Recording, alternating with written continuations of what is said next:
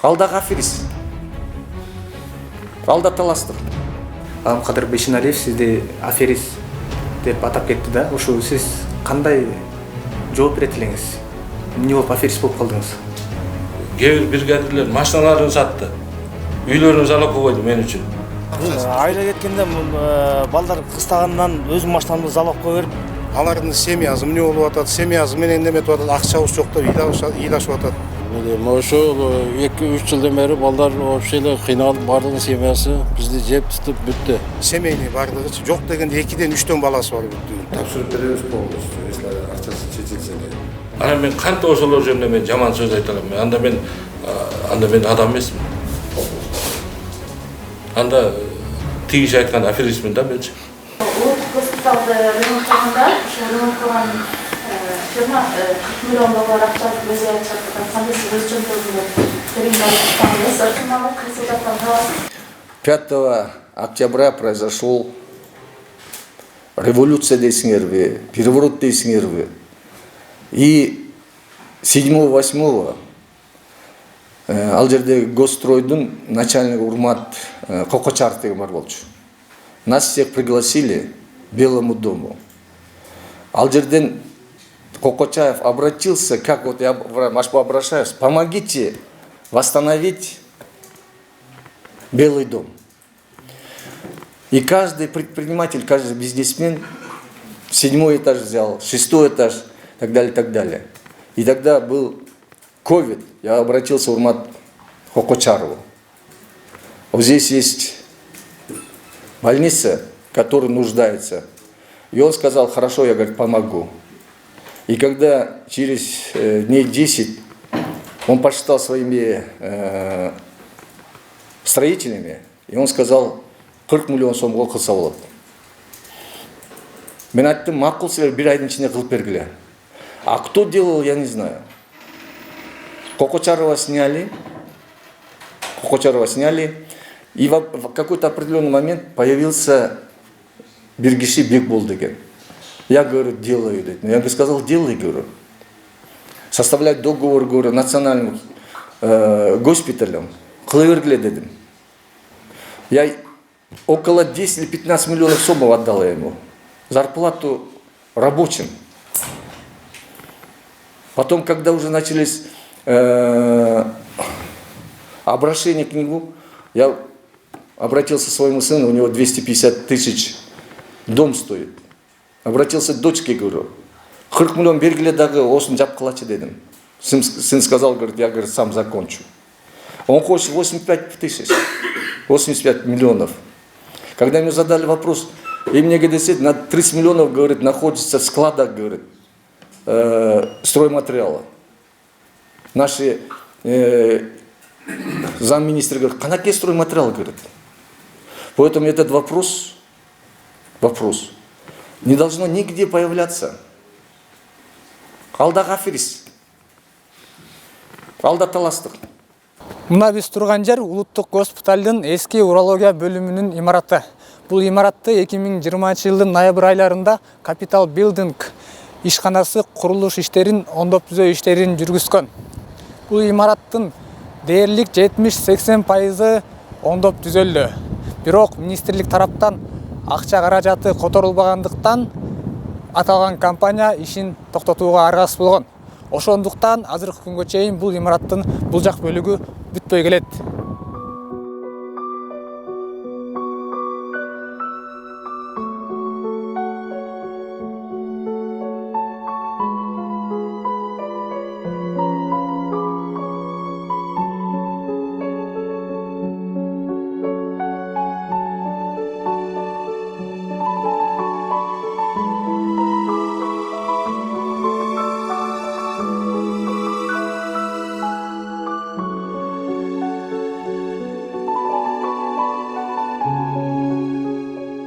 Тыйындын эки тарабы болгондой эле ар бир адамдын өзүнүн чындыгы болот. Өткөн күндөрү саламаттык сактоо министри Алымкадыр Бейшеналиев Досжан Шамшыковичти аферист деп атаса, биз дагы бүгүнкү күндө ушул адамдын өзүнүн чындыгын, өзүнүн көйгөйүн уккан келдик. Мүмкүн болсо азыр сиз менен байке майк курсак. Сонукпу? Келиңиздер. Саламатсызбы, Досжан Шамшыкович. саламатчылык. Эң алгач эле ошо сизге суроону аферист деген сөздөн баштасак. Буга чейин ушу саламаттык сактоо министри Алымкадыр Бейшеналиев сизди аферист деп атап кетти да. Ушу сиз кандай жооп берет элеңиз? Эмне болуп аферист болуп калдыңыз? Эми министр кандай ойда айтканын ал кишинин өзүнөн тактап сурасаңыздар болот. Мен сөзүмөн кийин эми бул жерде экөөбүздүн ортобузда жаралган маселе болгону чарбалык эле маселе. Бөлөк эч деле мындай ал кишинин ишине аралашып, ал киши менден суранды, мен аткардым, анан аткарып койдум. Эми сиз тараптан кандай кадам болот десем эле, бул киши менден алыстап баштады да. Ошо алыстап баштаганды тастыктай турган менде бардык кагаздар бар. Бир гана ошо кишинин гана колу жок, калган кишилердин, тийиштүү кишилердин колдору бар. Эмнелерди суранды эле сизден ал министр? Ак үйдүн ремонту жөнүндө ошол кездеги президенттин иш башкармалыгынын жетекчиси Мамедов Алмаз Шембекович Гостройго чогултуп калды. Жанагы Кыргызстан курулушчулар ассоциациясынын президенти Аскар Молдобаев аксакал, дагы белдүү курулуш компаниялары, анан жаш ишкерлер ассоциациясы деп коет, алар келди. Анан ал киши кайрылды. Өкмөттө акча жок болуп атат. Сиздерден кандай жардам болот деп кайрылды эле. Биздин аксакалыбыз айтты, биз мамлекетке качан жардам беребиз, ушундай учурда жардам бербегенде деп. Анан жаштар колдоп кетишти. Анан кийин жыйын бүткөндө Кокочаров Урмат Курманович менден байке сизде өзүнчө сөз бар деп калды. Мейли деп калсак ушуну айтты. Садыр Нуркожоевичтин саясий чечими экен. Министр Алымкадыр Сабирович, саламаттык сактоо министри жардам бергиле деп атат. Акчасы азыр чечилбейт, кийинирээк чечилип берет. Азыр тез арада башташ керек деп Садыр Нуркожоевичтин аты аталып, ал кишинин суранычы тапшырмасы дегенден ушул ишке бардык. Көптөр айтып атпайбы жана интернет тармакта. Балки министр экөө бирдекени бөлүшө албай калгандыр деп. Жок, бул жерде ошол кезде эми бул кишинин элдин баары сөз менен тепкилеп атса да мен чынын айтып коюшум керек. Бул чын дили менен баштаган, бул больницаны чын дили менен баштаган. Өзү дагы жана айтып атпайбы, тааныштарынан карыз алып берип баштаган. Ошондо сизге адегенде ошол убакта Гостройду жетектеген Урмат Курманбекович биринчи айтып атабы? Ооба, өтүндү карап көрсөңүз деп. Анан кайра үчөөбүз жолуктук. Үчөөбүз кайсыл жактан жолуктуңар? Бул жерге келишкен, анан кийин объектиден барып жолуктук. Анан объектиден мен ошондой айттым. Кеч болгондо качан чечилет акчасы. Мен дагы өзүмдүн командама айтып, ишти башташым керек акылдашып. Десем, декабрдын 2020-жылга чечилет. Анан мен тамашалап айтып койдум. Декабрдын 10 эмес, январдын 10-унан кийинкиге деле мен макулмун деп мындай ал кезде мамиле тамаша элетинде Сиз дагы ишендиңиз да болот да. Мына ушул мына азыркы экөөбүз отурган жерде бир жеринде ким Урмат Курманович отурса, бир жеринде Алымкадыр Сабирович отурса, мен айттым, сиздер келбешиңиздер керек болчу. Келгенде мен отказ бере албайм дедим. Эки чоң жетекчи мамлекеттик деңгээлдеги кишилер сунуш берип атса, карап көрүңүз деп атса. Ошондо сиздин офисиңизге чейин келип атабы эле? Ушундай сунуш. Бир канча жолу келди.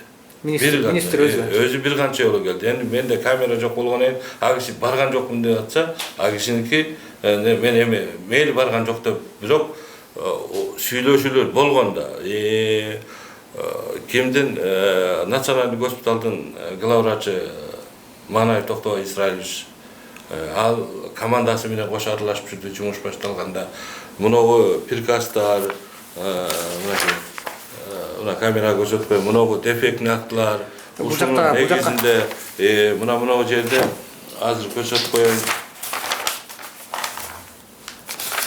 Бардык мынакей бүт ошол улуттук госпиталдын ошол курулушка же болбосо ошол кабинеттерди ээлик кылып иштейм деген врачтардын мага мындай керек деп ар бири мына тигиз задание катары бизге жазып кол коюп а киши печатын басып бергенде ошолор менен ар бир кабинетти акылдашып иш башталды да. Ошондой имаратты силер деген эч бир акча албай туруп карызга иштеп баштап атасыздарбы ушу министрдин суранычы менен? Ошол министрдин мен силерге Садыр Нуркожоевичке айтып бардык маселеңерди курулушка байланган чечип берем дегенде биз ишендик. Килеген эле министр а кишиге эми Садыр Нуркожоевич деле бир кишиге жөн эле айта бербейсе керек да. Анан бул киши да биз жөнүндө айтса керек. Ага айткан негизинде мына кат жазып атат. Мынакей ушундай жакшы компания экен, ушундай жакшы иштерди бүтүрүптүр. Мына 2019-жылкы ШОС өткөн резиденциядагы объекттердин 90% мен бүтүрдүм. Ошондо 2020-жылы ушул эски урологиянын имаратын оңдоп түзөө иштерин баштасаңыздар, анан азыркы күнгө чейин эч бир акча албай жанагы иштеген усталардын дагы акчаларын берилексиздерби? Мени ушул сөздү айтканда мен абдан өкүнүчтүү айта алам да, ушунчалык деңгээлде бул киши 180 градуска бурулуп кетерин мен билбептирмин. Карыз болуп атса дагы мен ошол мага ишенип өзүнүн пайда көрүп аткан жеринен кой сиз ушундай чоң больницанын ремонтун баштапсыз. Сизди кантип өкмөт акчасын бербей кое албайт да. Мейли биздин мынанча материалыбызды алып сиз пайдаланып туруңуз. Бирок качан бересиз деген суроолор бар болчу да. Анан мен министр менен сүйлөшүлгөндөгү күндө айттым да. Бул Кудай буйруса 2020-жылдын жаңы жылына жери чечилип калат бул маселе. Мен 10 декабрда айткан эмесмин. Жаңы жылга жери деп дагы. Анан мен 27 декабрь күнү министрге бардым да. Барсам чечилет маселе, чечип атабыз деди. Анан мен тамашалап айттым. Алымкадыр Сабирович. Чечилет деген маселе бул түшүнүк кеңири. 1 жылдан чечилиши мүмкүн, 10 жылдан кийин чечилиши мүмкүн. Эгер ушул менин маселемди чечип аткан кадрларыңыз менен мени бир оз жолуктуруп койбойсузбу? Сизге жалган айтып атса керек. Анткени менден келип бир оз кагаз сурабай туруп сиз кантип мага акча бере аласыз? Мына бизде кагаздар турат. Аны сураган бир киши жок. Баардыгы эле мыйыгынан күлүп кетип калып атат. Мен ушул жерде отурам приемныйыңызда. Мына камерасынан азыр эле көрсө чыкса керек, мен ошол жерде алтайлап отурдум да, эринбейчи. Бир оз жаман сөз айткан жокмун ага кишиге. Бир оз бир жерге барып даттанган жокмун. Элдер канча жакалап, канчасы каргап кетип атат. Эми мен күнөөлүүмүн да алардын астында. Мен иштеттим, министр иштеткен жок. Мен алдым, министр алган жок материалды. Ошончо менин мындай нервимди жайында болбой калды да негизичи.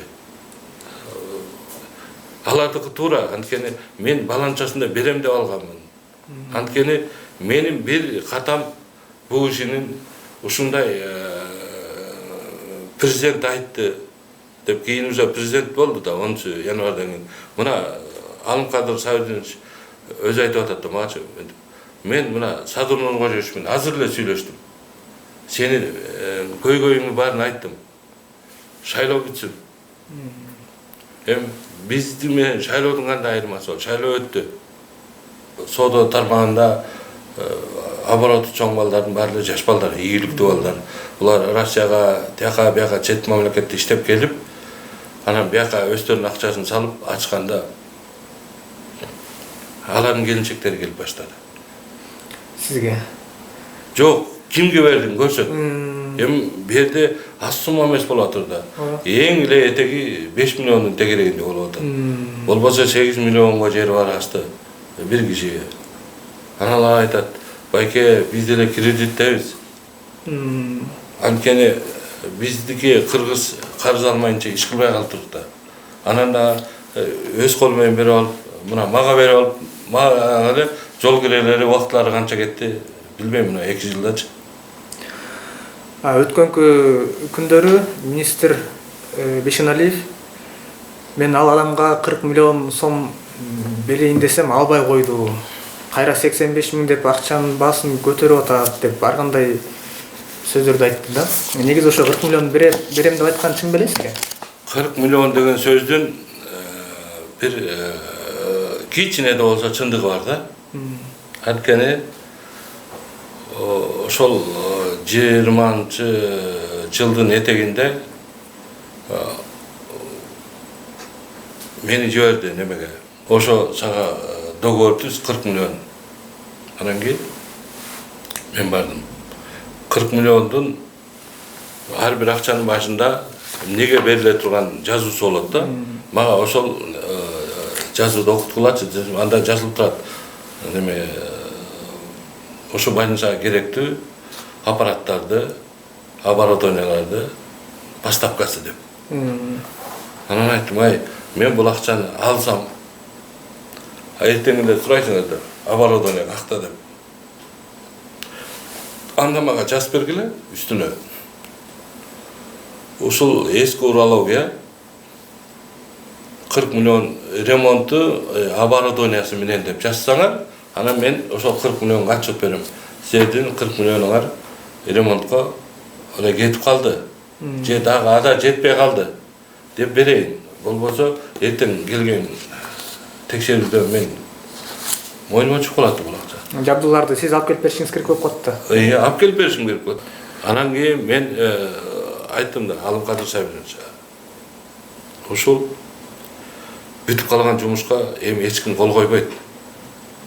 Бирөөдө атам десеңиз да кол койбойт. Өзүңүздүн астында кызматкерлер да кол койбойт. Анткени мен эртең суралып жүргөнчө деп жумуштан чыгып кетет. Менде бир сунуш бар. Ушул сунушту президентке айтып көрбөйсүзбү? Десем бул чынында эле менин сунушумду президентке айттым деди. Кандай сунуш эле? Мен айттым да, ушул бүткөн жумуштун мына 85 миллионго бул бүтүп атса, Кыргызстандын ушул бүгүнкү күндөгү экономикалык абалында 85 миллион көргөн бир дагы строительный фирма жок. Мен ушул сиздердин саясатыңыздарды колдоп, мына бүгүнкү күнгө эч жерде интервью берген жокмун.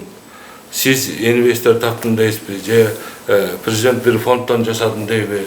Мен ага эч жерде мен көмүскөдө эле калайын.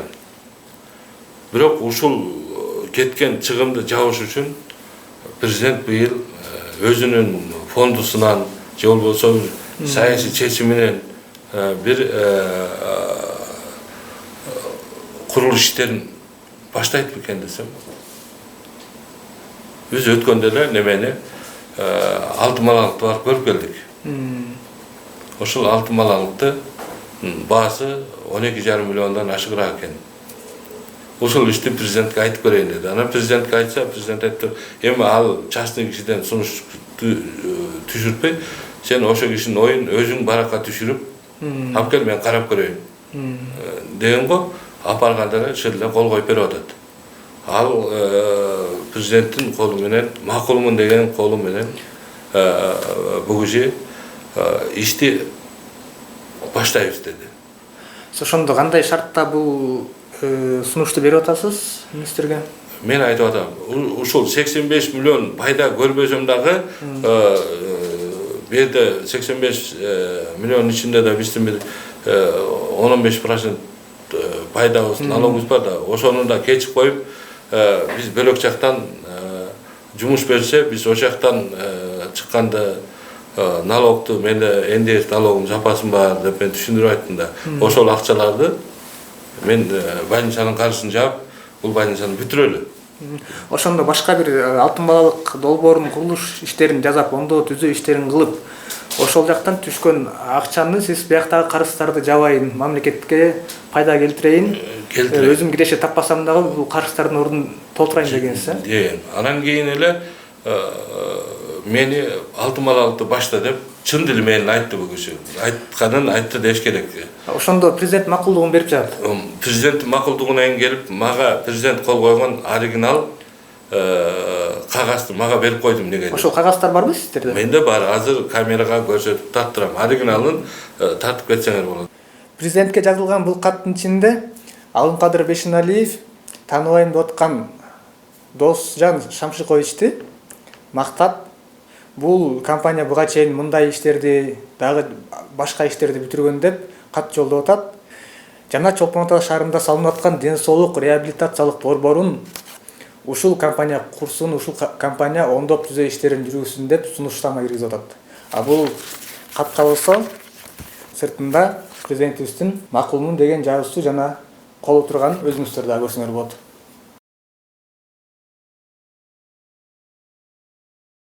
Сиздин ушул тармакты курулуп эткен замыңыз барбы десем, Рахматуллаев Жалалидин деген замы бар экен. Ал кишиге туруп эле президенттин визасы үстүнө кол коюп салганда мен таң калып калдым да.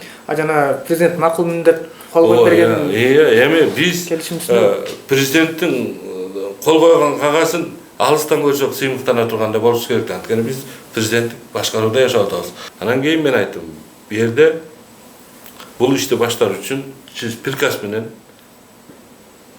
бирөөгө табышташыңыз керек. Сиз өзүңүз ишенген бир специалистке куратор кылып бизге бекитишиңиз керек. Анан ал куратор Госстройду чакырыш керек, проектный институт чакырыш керек, институт сейсмологияны чакырыш керек. Анан кийин кайсыл областта курулуп атса, ошол областтын управление капитального строительства деген болот. Ошодон бир өкүлү келип катышып, анан штаб түзүлүп, анан штабта бир эреже кабыл алынып протокол менен, анан ушул иштер башталмайынча кийин бүткөндө эч ким кол койбойт. Акты вот эксплуатация деп коет, мамлекеттик кабыл алууда көрбөгөндө мамлекеттик кызматкерлер кол койбойт. Анткени мен ар бир чоң курулуштардын немесинде президент бара турган жердин же президент чет мамлекеттен алып келип көрсөтө турган жерлерде президенттин өзүнүн протоколдук эрежеси бар. Мына ушул жер коопсуз барганыбызга, ушул жер эч кандай радиациялык немелер салынган жок, бул таза материалдан салынды. Бу жер аябай коопсуз жер деп ал парчада мен иштеп жүргөндө. Анан кийин анын баары болгон жок дагы, бул киши негедир күмөндүү кыска жолду тандап алды дагы, жана сумманы укканда эле баласына берип койду. Начальник управлениясы чакырды. Ошо мен зам менен төртөөбүз отурдук. Анан мага больницаны акты менен өткөзүп бербейсизби деп калды. Мен сиз жок нерсени сурап атасыңар го дедим.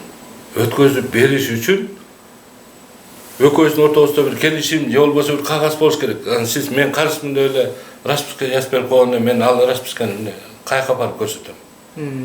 Сиз мекеменин атынан жазасызбы же өзүңүздүн атыңыздан жазасызбы?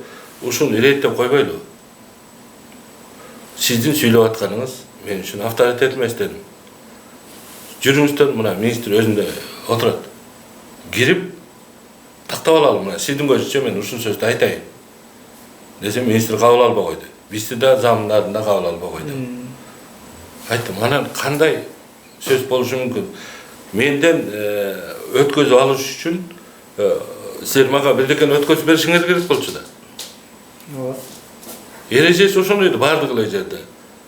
Анан мага эчтеке бербеген нерсени кантип алышат? Мен ошого айттым, жалгыз министрди отко салып койдуңар дедим мен замминистр. Силердей замминистрлер туура эмес маалымат же туура эмес контролдун негизинде мына биз ушул иш министр Алымкадыр Шабишовдун экөөбүздүн мамилеси салкындап калды. Бул киши мени кабыл албай калды. Кат жазам, жооп бербейт. Мына каттардын көчүрмөлөрү турат. Сиздердин астыңыздарда. Мени туруп эле жоктой кабыл алып койду да. Мен бир эң баштан эле кирип алып эле иштеп атсам, мени бир күн абдан кыйын оор болсоң да бир күн байкатпай кирип кетишиң мүмкүн. Анан бир 100дөн ашык киши менен ошол имарат жолдун боюнда бөлөк бир алыскы райондордо салынып атса да менин убактым жетпей калып, мен карабай калып турмун деп айтса, элде туура түшүнбөк. Анан барып эле жүргөн жерде Күнүнө өтөт да өкмөткө ошол жерде. Күнүнө өтөт. Өкмөткө бир күндө 3 жолу барып калган күндөр бар. ошо курулуш болуп аткан убактарда деле барып жүргөн учурлар болгондо. Барып, мына менде министр жүргөн сүрөттөрү да бар деп атпаймынбы. Улуттук госпиталдын врачтары, главврачы, главный инженерлери, өздөрүнүн жооптуу кызматкерлеринин баары жүргөнү менде сүрөттөр тартылып турат да. Датасы менен ошо. Датасы менен. Бул кече эле тартып алды деп айтты. Жыл, күнү, айы бүт ошо фотоаппараттарда азыр коюлуп турат да. Бул киши эмне себептен ушунча миллиондорду бердим дейт да. Бул берейин десе бере албайт. Анткени ишкана мекеме мамлекеттики. Анан өзүнүн чөнтөгү, бул кишинин чөнтөгү эмне 40 миллион салып жүргөндөй атпаштык бул чөнтөгү. Жок, алып туруп эле берип коеюн дегенге мен түшүнбөйм да. Анын бир акчаны нижи калыш керек да бир жердечи. 40 миллионум бар десе декларациясына көрсөтүлүш керек. Же болбосо баланча досум берди деп досу ушул акча мен бердим досум министр болуп турган үчүн деп. Же болбосо бир фонд мынакей Минздравга жардам бердик деп. Анан ал киши өзү чече албайт да. Анын начальник финуправлениясы бар. Ошол тармакты көрөткен замдары бар. Ошол тармактын жетекчиси бар улуттук госпитал. Ошолордун кагазы бар бекен? Мына бердим, албай койдум деген. Жок да ал. Анан кечеги акыркы интервьюсунда 15 миллион берди. Эми 15 миллион, бул 15 сом эмес бар, бир пачка тамак алып келе койчу депчи. Анын бир изи калыш керек да.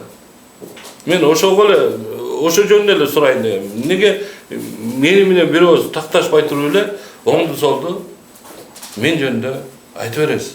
Мына менде мына көрдүңүзбү, мынанча кагаздын баары жөн жерден чогулган жок да. Бизде бир эле мекеме бар. Ушуга неме так маалымат бере турган. Сеники туура же меники туура деп эле ошол эле айтып коет. Аерде неме бар, атайын эрежеси бар. Мындай ремонт иштерине мындай строительный нормативный актылар колдонулат. Жаңы курулса мындай колдонулат. Же болбосо реконструкциясы мындай колдонулат деген бул өкмөттүн нормативный актылары менен бекиген. Анан биз ошол жака берсек, тигизинки жарабайт, биздики жарайт деп туруп, мына сиздин астыңызда турат Госстройдун зам директору берип атат.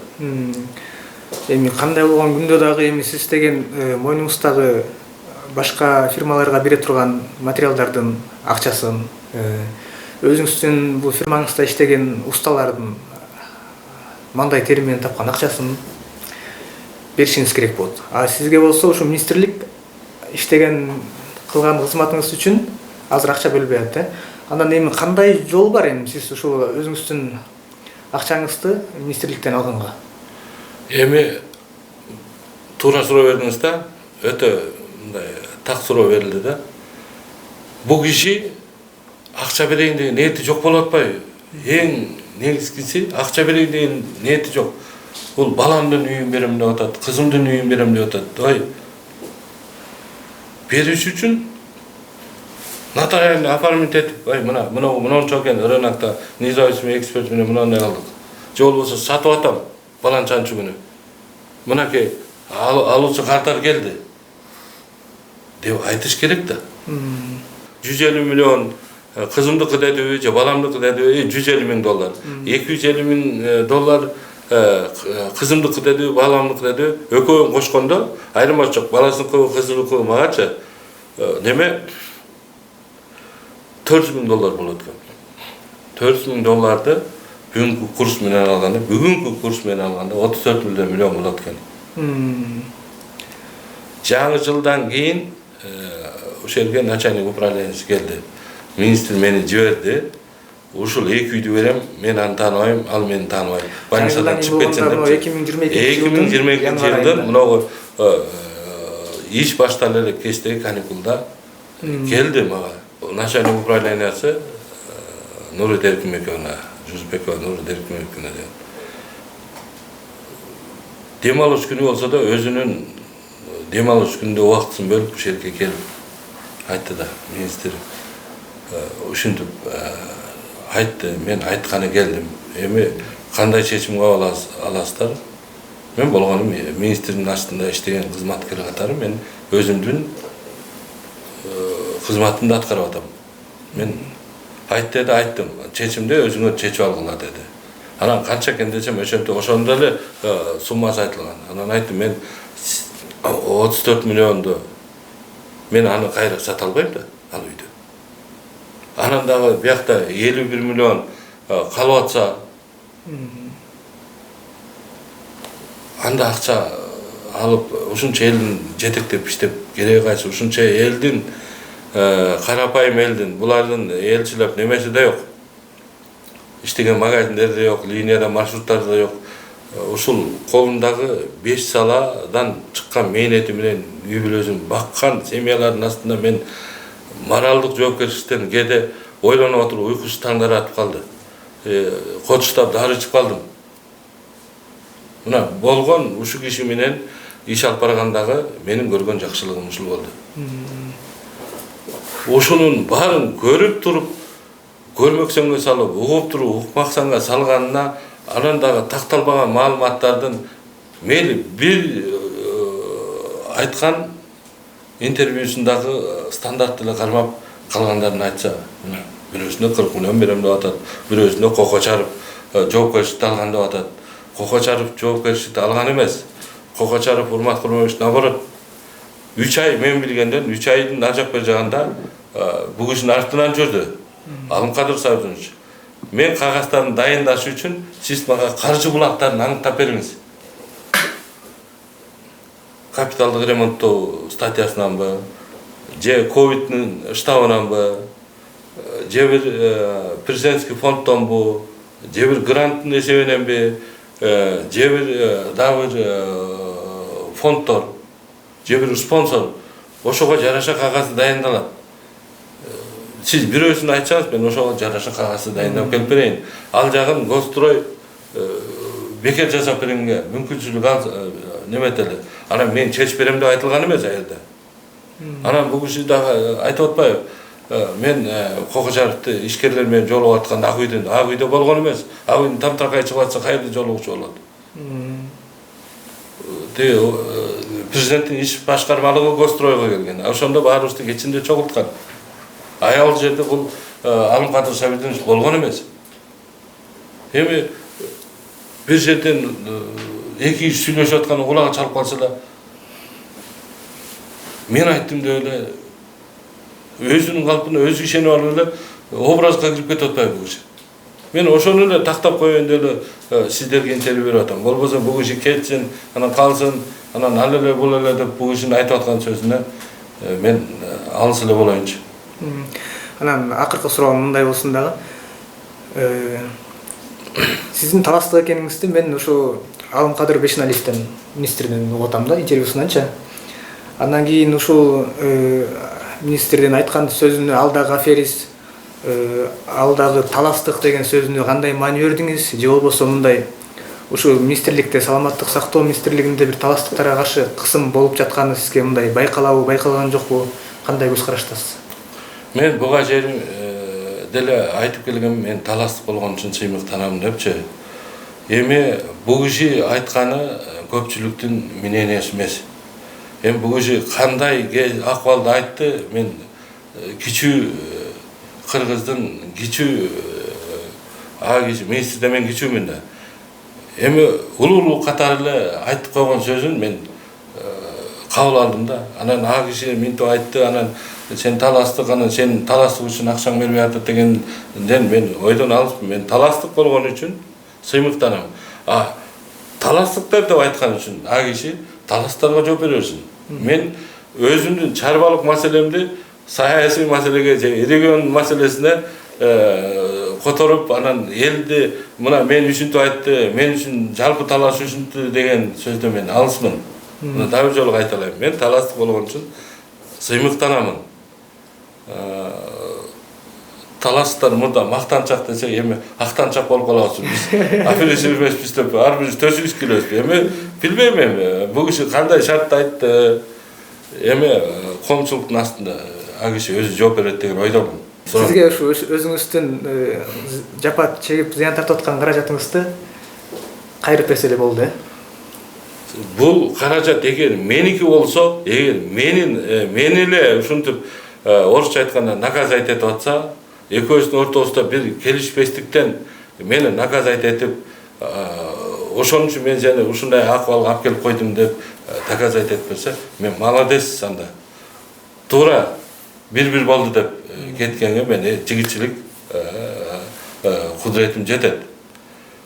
Бул жерде эчтекеден эчтеке жок, карапайым элди мына сиздер деле көрүп атасыздар. Булардан айланса болот. Ушундай күнүн соогунда, акча жетишпей отурганда, иштин жүрүшү, ишти мындай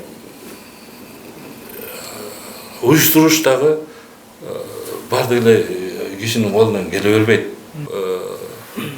Мени ушул даражага жеткизген ушул балдар, анткени ушул балдардын жасаган иштерине мен Кыргыз Республикасынын эмгек сиңирген курушчусу болуп отурам. Көптөгөн сыйлыктардын ээси болуп отурам мамлекеттик. Анан министр бербей атат деп эле шылтабап эле четке чыга берген мен үчүн абийир алып келбейт бул жетекчи катары. Биздин немеде фирмада мен сыймыктоonu менен айта алам. Жана кадрлар бат-бат алмаша бербейт. Кээ бирлер акча жок болсо дагы биз түшүнөбүз. Кээ бир бригадирлер машиналарын сатты. Үйлөрүн салып койду мен үчүн. Ошо иштеген бригадасындагы балдарга. Анан мен кантип ошолор жөнүндө мен жаман сөз айта алам? Анда мен адам эмесмин. Анда тигиш айткан аферизмин да менчи. Анда эмесе ошол 2 жылдан бери иштеп мандай термен тапкан акчаларын ала албай жүргөн жөнөкөй курулушчулардын, бригадирлеринин оюн угуп, алардын дагы чындыгын силерге чагылдырып берели.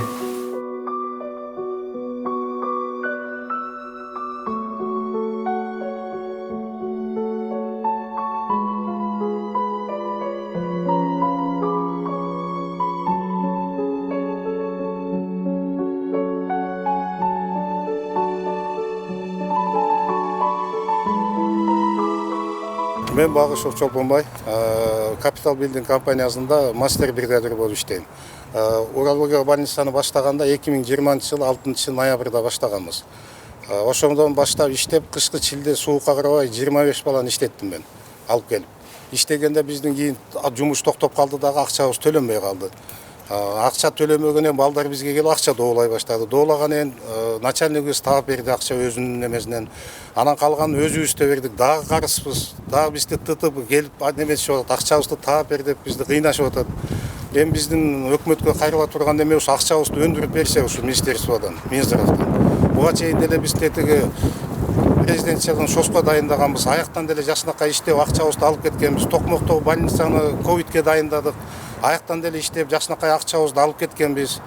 Ошол ишенич менен балдар бизге ишенип келген да бүттүгү. алардын семьясы эмне болуп атат, семьясы менен неметип атат, акчабыз жок деп ыйлашып атат. Семейный адамдар бул жерде жаш балдар иштебейт эч ким. Семейный бардыгычы жок дегенде 2-ден 3-төн баласы бар бүттүгүн. Ошолордун акчасын бере албай, мынакей биздин күнүгө тытып жешип атат биздичи. Эми биз кайка кайрылабыз, өкмөткө кайрылбаганда. Министерствого кайрылсак эчтеке укпайт, Бейшеналиев. Анан башка неме жок, ошол биздин көйгөйүбүз, акча маселесин чечип берсеңиздер суранабыз. Ушул немеге келип атабыз биз.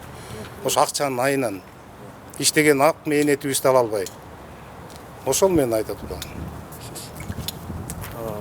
Биздер ошо жерде балдарды иштеттик. Эми акчаларыбызды ала албай атабыз. Сиз ким болуп иштейсиз биякта? Мен